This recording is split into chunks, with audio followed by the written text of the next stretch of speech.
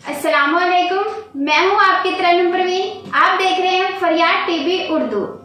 आज मैं आपके सामने नया वाक्य लेके आई हूँ कि जन्नत में सबसे पहले कौन जाएगा।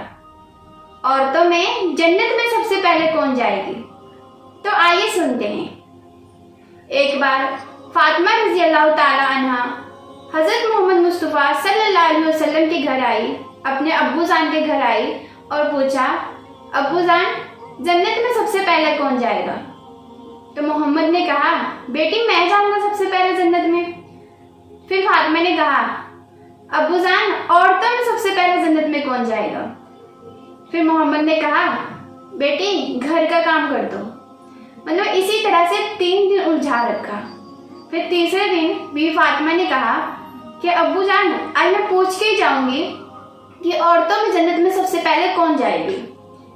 फिर मोहम्मद ने कहा, बेटी निराश मत होना, औरतों में सबसे पहले जन्नत में लकड़हारा की बीबी मरियम जाएगी।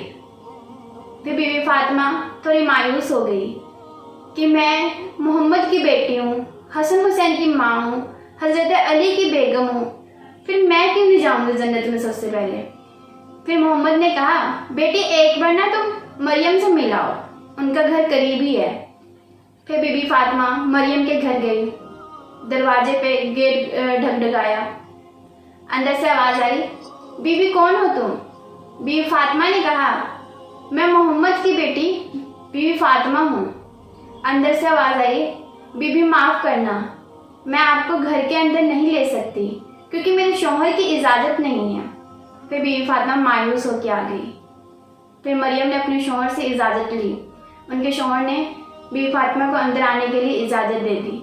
फिर अगले दिन फिर से बीबी फातिमा गई। फिर पूछा, बीबी कौन हो तुम। कहा, मैं बीबी फातिमा हूँ। कहा, साथ में कोई तो नहीं है। कहा, मेरे साथ मेरा बेटा हसन है। कहा, बीबी माफ करना, आपके लिए इजाजत मिला है, हसन के लिए इजाजत नहीं मिला। फिर बीबी फातिमा मायूस आ गई। फिर अगले दिन फिर बीबी फातिमा गई। फिर कहा, बीबी तुम्हारे साथ कौन है। कहा, मेरे साथ हसन हुसैन दोनों हैं।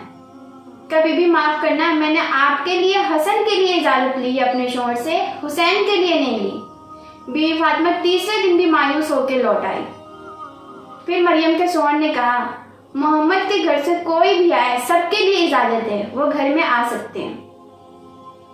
फिर चौथे दिन जब बीबी फातिमा गई तो मरियम ने कहा, अब मुझे शौहर से इजाजत मिल गई है कि आपके घर से, मोहम्मद के घर से कोई भी आ सकता है। फिर उनके घर गई, देखा उनके घर पे कुछ भी नहीं था। टूटा सा एक मकान था, एक चटाई थी और साइड में गर्म पानी था, एक साइड में ठंडा पानी था। तो भी फातिमा ने पूछा, मरियम ये गर्म पानी और ठंडा पानी क्यों रख रखा है।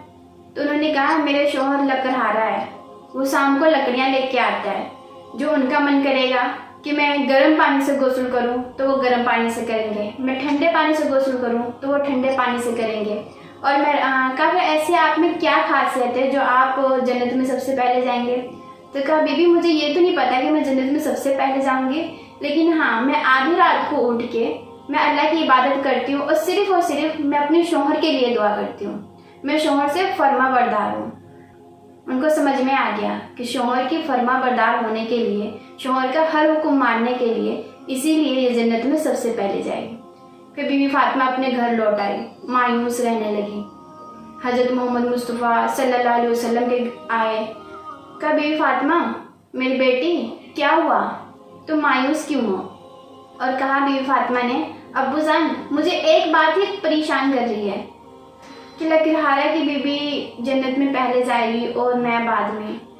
तो मोहम्मद ने कहा, बेटी मायूस मत हो, लकड़हारा की बीबी जन्नत में पहले जाएगी, लेकिन तुम जन्नत की सरदार हो, औरतों की तुम जन्नत की सरदार हो, तुम रानी हो। तुम जिस ऊँटनी पे बैठी होगी उस ऊँटनी का रस्सा उसके हाथ में होगा, इसीलिए वो पहले जाएगी जन्नत में और तुम बाद में जाओगी। फिर बीवी फातिमा खुश हो गई। इसी तरह मर्दों में भी हजरत बिलाल हफ्सी रज़ियल्लाहु ताला अन्हा पहले जाएंगे जन्नत में और मोहम्मद बाद में जाएंगे, क्योंकि जिस ऊँटनी पे मोहम्मद होंगे उसकी रस्सी बिलाल हफ्सी रज़ियल्लाहु ताला अन्हा के हाथ में होंगे।